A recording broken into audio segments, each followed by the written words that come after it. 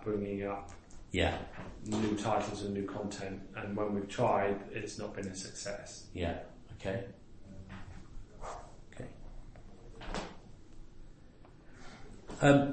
And again, this is on how EA has developed or not developed or whatever. In terms of our focus on the competition, do you think that's the same? Has it changed? And what do we focus on in relation to our competition?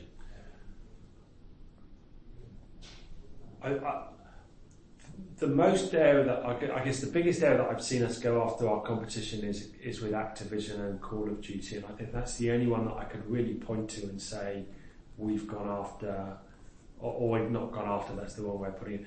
We're competing directly with another party out there trying to produce something. You know, there's a big overlap between the Call of Duty and the Battlefield franchises, and we really have gone to town to try and take market share from them, and we've had, you know, some success in some years, and then we've lost it in other years. And I think if you look back, I think last year with Battlefield 1, I think we really made some steps forward, and we really cut into their market share. I don't think, you know, we produced a great game and they produced an average one. Unfortunately, it feels like that's switched around this year, and we're back to where we were, which is unfortunate. I guess having said that, the other area, of course, is in the football market, and we have been, you know, extremely efficient at driving our market share and making ours the best game out there by focusing on what it is consumers and people that are buying the games want versus what the press is saying people want. And I think you'll see that often is that PES has a much bigger Metacritic score than FIFA, but everybody goes out and buys FIFA because it's the better game. Yeah. So would you say that our focus on competition has been similar throughout the time? It's, you know, might be, well, I'll just leave it at that. Would you say that we've always focused to some degree on our competition?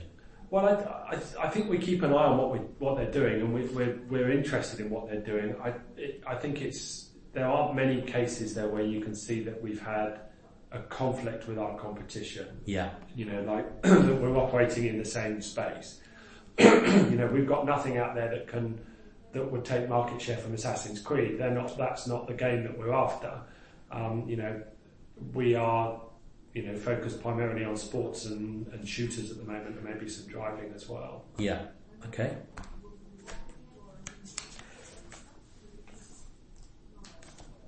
And this is a general strategic management question. So in terms of strategic management and strategic planning, probably particularly, do you see that there's any change in the emphasis that the company puts on the use and the reliance on long-term or deliberate planning and strategy against sort of emergent opportunity that comes along during that process? Yeah.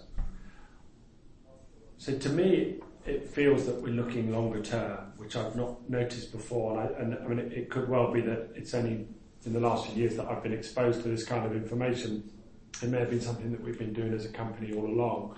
But I remember seeing something a couple of years ago where people, you know, one of our analyst groups had gone out and looked at game, you know, markets within game genres, and where were the big players, and where was the, you know, where was the revenue, where were the developments, and it turned out that the biggest category we didn't have anything in, which was action adventure, which is the Call of Duty, the Grand Theft Auto, those sorts of games. We didn't have anything in that space, and yet it's the biggest segment of our market.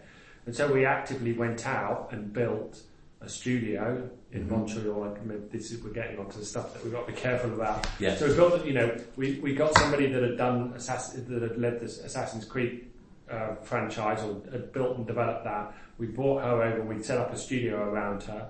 Similarly, we went and got somebody that had a lot of experience in the gaming industry, Amy, I can't remember her name, to help, you know, to take some the Star Wars content that we had and turn that into an action adventure game. So we actually went out, and we know that these things take 3 to 4 years to produce, right from the beginning of saying, hey, let's build a game about this, to actually hitting the shelves. We were looking very long term, which normally we're only looking at what happens in the next year, 18 months has been my experience up to today. So it really felt like